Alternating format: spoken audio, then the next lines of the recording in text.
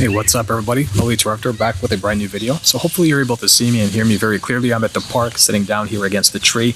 There's quite a bit of people around, so I wanted to shoot out this quick video and talk to you guys one-on-one. Now, the reason for my video today is obviously there's been a lot of different type of scenarios globally where everybody is actually going through significant challenges on a racial situation, as well as financial economic challenges on a business level. And I guess in a sense, I wanted to kind of have a conversation with you guys about change and what change can look like and what change should look like, technically speaking, if we all come together. And if we all come together as one in reference to making sure that the type of change that we're actually aspiring to create is correlated directly with the attitude that we have towards how we want change. A lot of people are not really comfortable and are not positioned to demonstrate their form of change because they have not been educated in the realm of creative and active protesting in reference to societal standards. Now we have taken ourselves to the streets. We're marching against inequality. We're marching against racial discrimination. We're marching against people who are basically careless. We want to demilitarize the police. We want to have some sort of justice, and we want to make sure that there's an equal playing field for everybody. Now, and believe me when I say this to you, right? I'm a very big advocate of making sure that this change is going to be active and it's going to help everybody that we want to help. I'm a big advocate of making sure that the individuals that are out there trying to fight for change are actually getting the best outcomes in reference to that change that's going to be created. But in order for us to benefit from this change, in order for us to create it more effectively, to see it and come into fruition, we need to put ourselves in a situation where we're actually doing things that is allowing us to ride the wave of change in a very positive way. So obviously not all apples are bad, right? So we see these type of brutality and the police situation and all these type of things, and we're looking at everybody and saying, hey, cops are bad or cops are negative. And the reality to that is we can't really categorize everybody around that one bad apple or one bad seed. And the same as, all the people that we see with our communities and stuff like that, those people who are actually actively looting out there for the sake of looting or actively creating havoc for the sake of creating havoc, it's not necessarily helping the scenario out. There's no compromise that's coming to the table, and it's just an endless spill of garbage and things that are just going to keep going and going and going until, somebody steps in or a group of people step in and try to rectify the situation. And I want you to understand that this is a time where you can't really depend on other people to solve your problems. You really have to take it in your own measures. You have to step in and do everything that you can to your power or in your power to make sure that their justice is being served, that you're being taken care of, and then, you're considering all angles of justice and every aspirations of, having a just playing field is being created for you. Now, the biggest chance of having success in creating this new platform and creating a successful element to change in society requires some sort of finesse level of education, not just general education, and not just saying, well, I'm going to protest against inequality and that's going to help.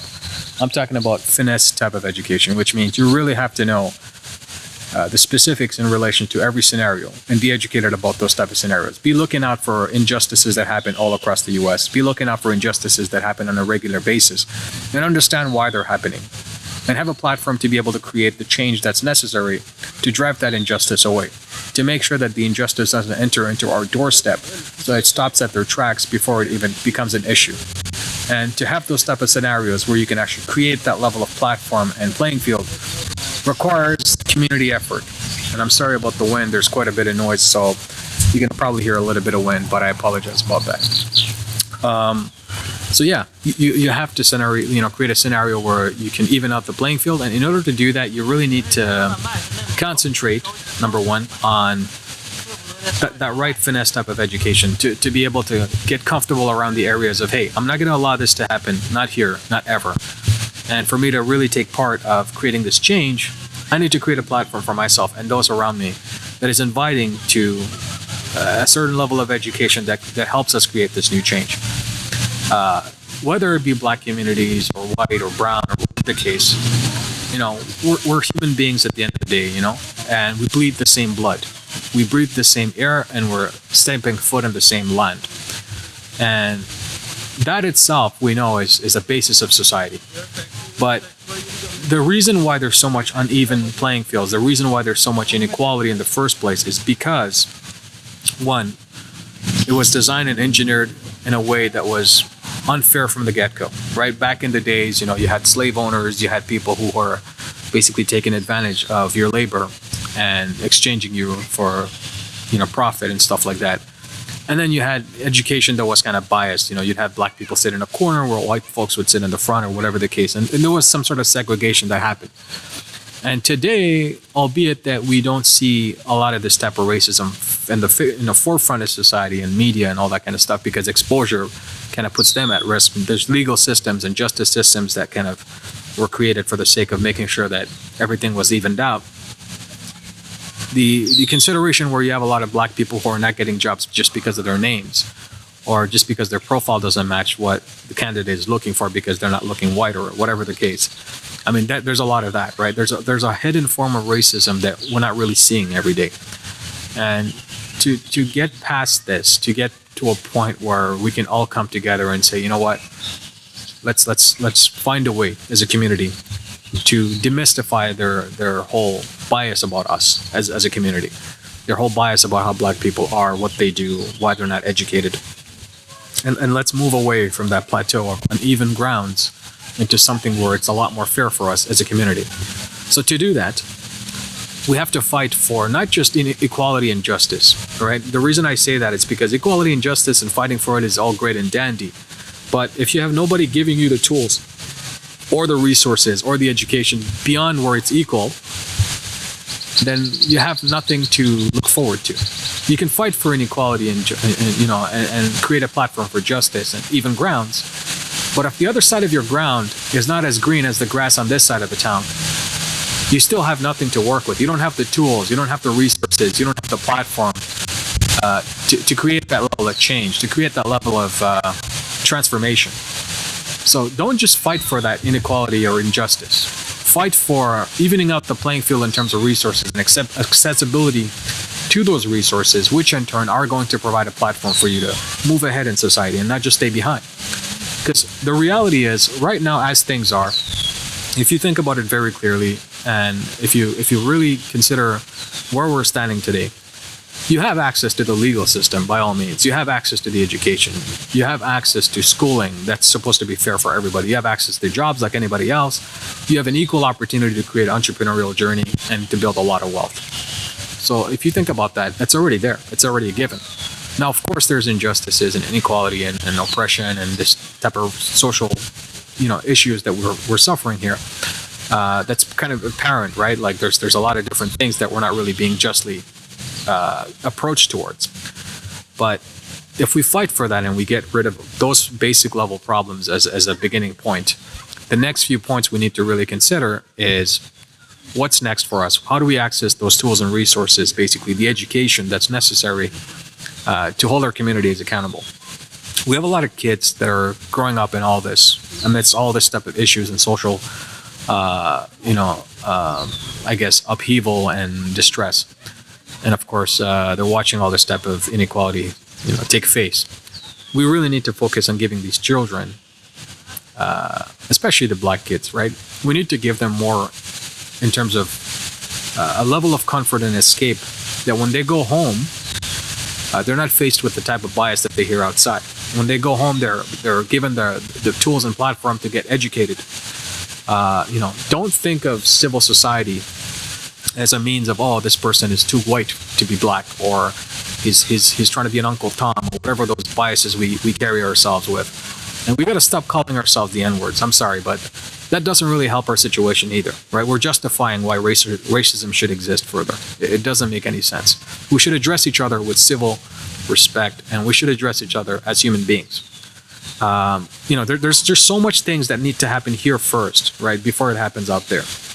And the reason I'm telling you all this is because I have a lot of people that I serve, black communities. I'm part of a nonprofit organization now by a black owner, and she's pushing out as much as she can to help those in need and the educational platform.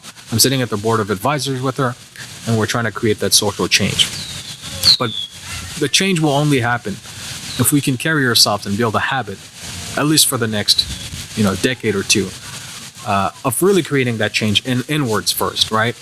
And that starts with how we speak, the type of education we take, the type of services that we acquire to benefit the knowledge that we have, the way we look at society, the way we react to the changes in society, understanding, the structure of civility and being the best at it compared to the other folks out there, right? There's a famous saying in the book Art of War, which is by Sun Tzu, one of my favorite books of all time. And there's a saying that says, do what your enemy expect least of you to win the war, right? So right now they expect protest, they expect all these type of unrest, civil unrest. They expect you to fight back. They expect you to, fight with them so that they can have more reason to arrest you or more reason to fight against you or more reason to put you in a situation where you have a criminal record, which is, by the way, hindering your ability to get a job or do something great in the future, especially with banking. This is the time where you cannot allow that to be the anger and frustration, and fighting is not going to help you fix that situation. You can't do that. You have to think differently. And this is where I was talking about, like, do things that your enemy least expects of you. So this is the only time that you're going to actually create that realistic change that we're talking about, right? The society that you want to see, the new society that you want to create, you got to start with that, right? So think about that first, and then go out there and do what you have to do. So I just wanted to shoot out this quick message and my take on what's happening out there. And I believe really that to create a platform of change and social justice, it's not just enough. You can have an even playing field, but again, the grass is still dead on the other side. You have the platform, you have an empty land with no house in it, whereas this side of the town, there's homes. It's up to you to build that infrastructure. Have the equipment ready to build that home as soon as the justice is there and as soon as the playing field is evened out. Have the resources at hand to speed not only up the centuries of damage that were created, but also to catch up and beyond to help the kids of the next generation, the black ones especially, create a platform where they have a future to look forward to. And it's our responsibility to do that. So I hope this message was well-founded. Hopefully you guys are still being able to hear me regardless of all this wind. I really wanted to shoot this out because I feel this is a personal message from me to you guys, especially those who are going through this injustice. I'm with you, right? And it's up to us to come together as a community to make sure the future is bright for all of us. With that said, this is your guide and mentor. If you haven't subscribed yet, consider subscribing, turning the notifications on to all, so every time videos like these pop up, you'll be first to know and hear. And of course, don't forget to like the video, share this video if those that would feel the benefit of this video. And look forward to seeing you guys on the next one. This is Elite Director, your guide and mentor. Bye for now.